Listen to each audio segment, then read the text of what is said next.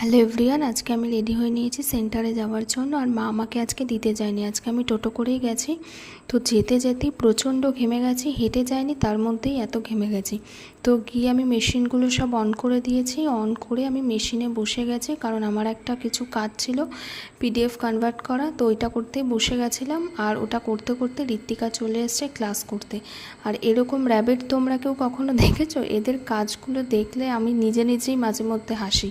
আর কালকে সেন্টারে নিয়েছিলাম হচ্ছে কুইজ কম্পিটিশান। এদের তিনজনের মধ্যে কখনো ঝামেলা, আবার কখনো বন্ধুত্ব, এই জিনিসগুলো দেখতে বেশ ভালোই লাগে।